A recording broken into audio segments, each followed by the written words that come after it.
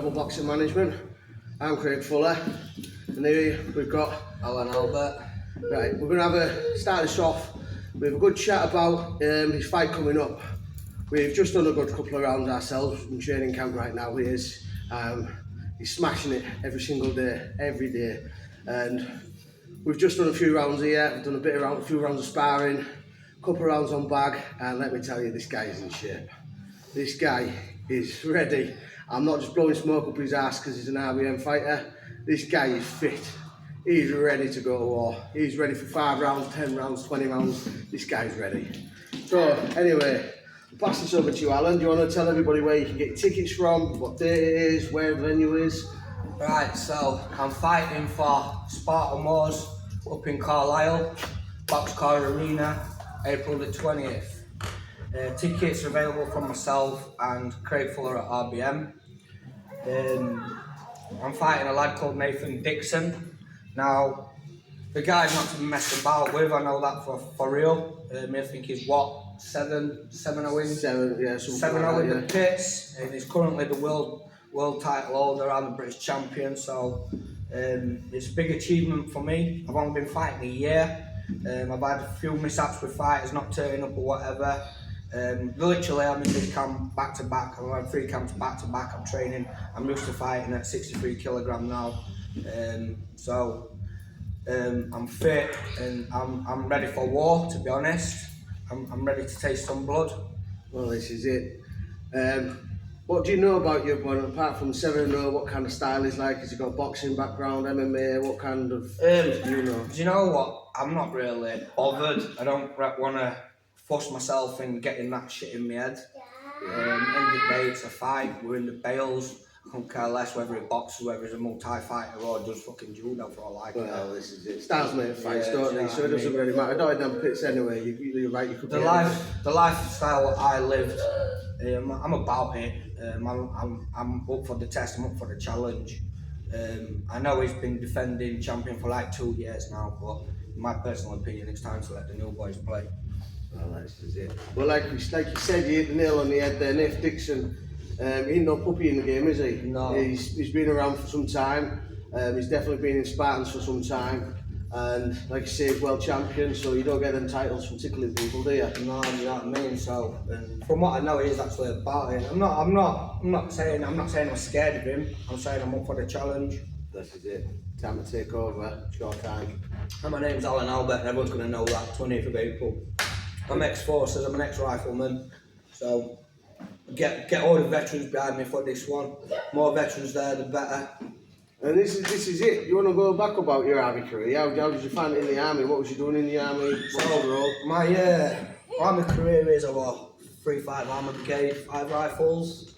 Lived out in Germany for the best part of 5 years. My best time of my life, made some serious friends. I was really fit in the army. I never used to really box, but I used to fight a lot. We used to go down to town and fight with the hooligans. That's the FC Paderborners, do you know what I mean? We used to go down and fight with them all the time. Yeah.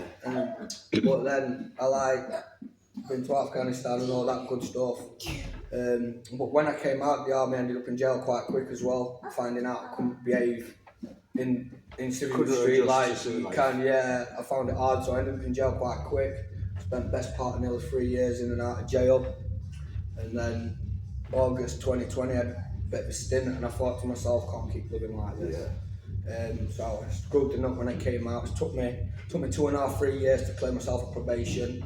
I mean, as you know, I took that breach at Fight Fest 5 and nearly got myself in shit. Yeah. But things what we do to try and keep us on straight and narrow. I'm cleared of all that stuff now. I'm cleared of the system.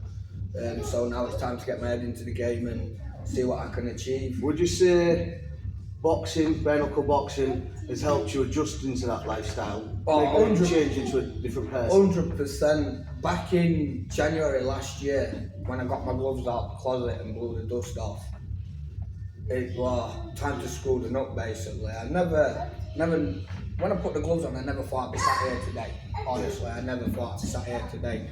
So what happened was, I went into Stoner's boxing gym, and I was just bitting the bag about, and he come up to me and he says, do you want to do you want to box on my show in 9 weeks' time? I didn't think no of it. I just said yeah. I didn't think no what was going to come of it. Next thing I know, I've got posts, I've got tickets, and I'm in a fucking training camp.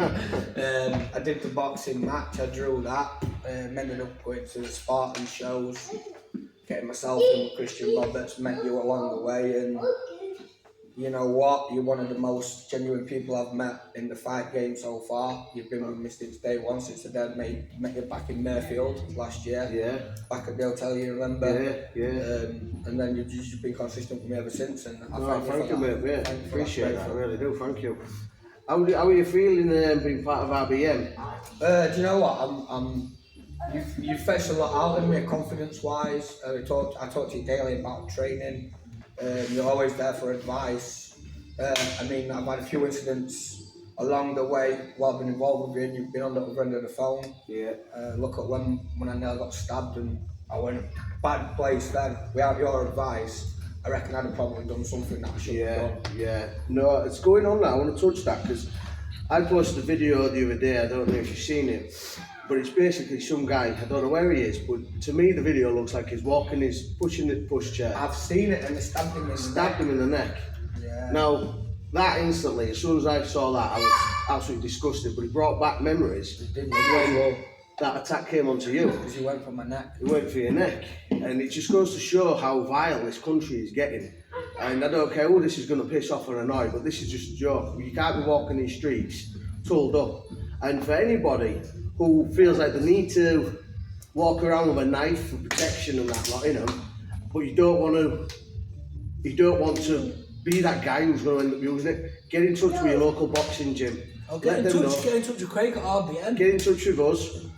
We'll get you in the gym and we'll get you training and we'll keep you off that lifestyle. And that's not just about knives. If you've got any problems with drug misuses or anything like that, you feel like you need to talk to someone, get in touch and we'll come here, come to a gym, we'll have a good chat, we're not biased, we're not going to take the mick out of you. I've got a background in drugs as well, like I used to sniff the cocaine, I used to smoke the weed all the time, and it's not a good life to be living. And I'll tell you something else as well, Christian Roberts has had a massive change in my life as well. As soon as Christian offered me the first contract after my first fight, it switched something in my head, and I realised I've got to screw it up now. I'm a signed fighter. I've got to start doing things different. I can't live the way that I'm living. Yeah. So once again, moving forward, all the stuff what have all progressed last year and moving forward into this year and next. I mean, we've got great things happening at RBM between us. Yeah. Some great fighters in RBM. Ryan Bean made an absolute statement on Saturday in Nottingham. He did, absolutely. Absolute statement he made. A few other lads in RBM, Colin Michaels, we need to do some work on. Who else were there as well? Side K. Yeah, he made a good statement. Who would you say on that show for you was fighting the night? Ryan Bean got it. Right, yeah. And also as well, I just want to say a massive shout out to my Spartan lads that were there. James McGonnell, Chris McGonnell. I know Badger didn't turn up, but Scott Mason as well. Yeah, absolutely. Absolutely. I'd rather lose a fight than not turn up myself. I would actually rather turn up and lose than not turn up. Well, it's been going on for a while now, and I don't think I want to touch on that subject with Badger, because the more we talk about him, the more we keep him relevant. And we don't need to keep him relevant. We don't need to talk about me. It's about me, man. Book on Badger. It's about me. My podcast. My podcast. Book on Badger. So what's your plans moving forward then? Have you got a plan, a 5-year plan, 3-year plan, 2-year plan? What's the next step? I'm just riding the wave. I'm seeing how far I can get within the fighting, seeing if I can acquire titles or whatever. I mean, and also I want to get my name out there. I want my kids to know who I am.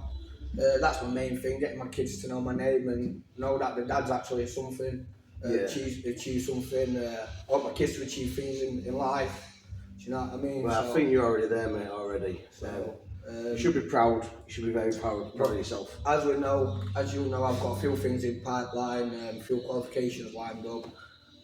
So few big things coming on that part. I mean, maybe next year I might be more behind the scenes sort of thing than fighting, but let's just see what happens. Do you want to touch on that? Because he's going through some courses at the minute.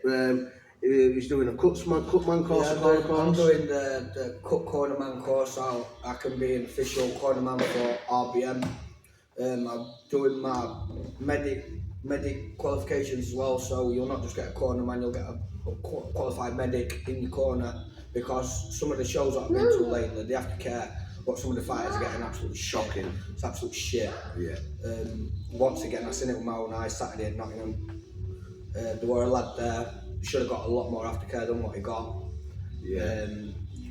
So once again, I think it's important for fighters to be looked after the fight.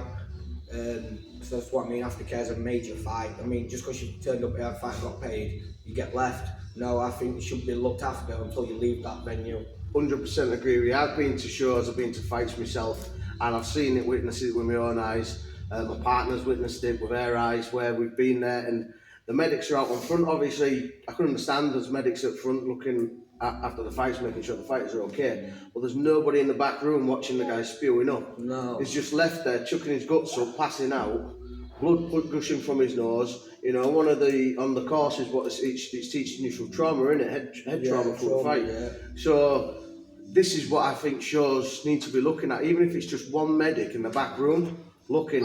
You know, just keep monitoring the room, because you just see them all the time, legs, buckets. I don't think there's much you can do really. Just help them get that spew up, but you need to be there supporting them, making sure they're not going to pass out. If someone faints or passes out backstage, do you know what I mean? That's it. If there's no one there that knows what to do, it could be a potential exactly. Potential death, do you know what I mean? Yeah. And last thing you want is someone dying on your venue. That's it.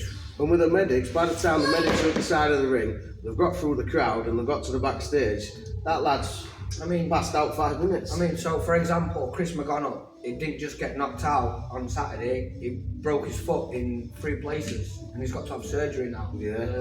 The medics didn't pick up on that. So, do you know what I mean? Yeah. Once again, it's That's it, mate, absolutely. I think he'll shine, and the medics, it's not just medics, but I've seen some absolute shocking hand wrapping. You can get your fingers up the wraps. That's another thing what I'm doing. That's included with the cut course. Yeah. I can do the hand wrapping. So RBM will have everything. Oh, and then later on in the year I'm doing the referee qual, so I can get out there referee and make sure the fight's all fair, make sure no shots to back it head. So all that good stuff. There's no worse than seeing a dirty fight and a referee letting them get away with it. That's it. So under Rebel Boxing Management, in just one guy, we've got cutman, professional cutsman, professional hand wrapping. There'll be all these fully qualified certificates, everything, all tick. Referee, all you'll need to do is just get in touch with one name, one number, RBM, Rebel Boxing Management. Craig Fuller's got it all. And there we go, we've got the full package in one. Not just a fighter, not just a pretty face. Not just a pretty face. You can wrap your hands as well. Yeah. And he'll look after you. That's what it's all about, looking after the fighters. That's not it. just the RBM, but all fighters. That's it, because going on to fight with fighters and the care of fighters, a lot of people don't realise what it takes to get into the ring, into a build, building that courage up. You know, some fighters I've seen, they're absolutely buzzing. You know, they can't wait, they really can't wait. But how was you on your first one? Was you that kind of guy who was absolutely buzzing, can't wait, or was you the guy who was nervous, anxious, not scared? What's from my head when I'm coming out? What makes the grass grow? Blood. Is that what you're thinking? That's what I'm thinking when I come out. So training, it's them deep breaths. That 1, that 2, and then that 3rd one. That's when it's time to go. Yeah, man. And then when that 3rd breath comes, there's only me and whoever I'm in there with. That is it until it's done. That's it. Yeah, and then that's it. It's controlled aggression for me. Like I said, I spent a lot of time in the army, and I've been in jail as well, so it is controlled aggression. I can switch up at any time. Yeah. Don't get it twisted. I might be a nice kid, but I can switch any time. Craig's seen it first hand. So how do you feel in the morning? What's your prep, fight prep in the morning, on fight day? What do? Are you walking, pacing up and down, or are you just Crack feet on up? my day, man. So I just get up and I walk my dog and have my breakfast.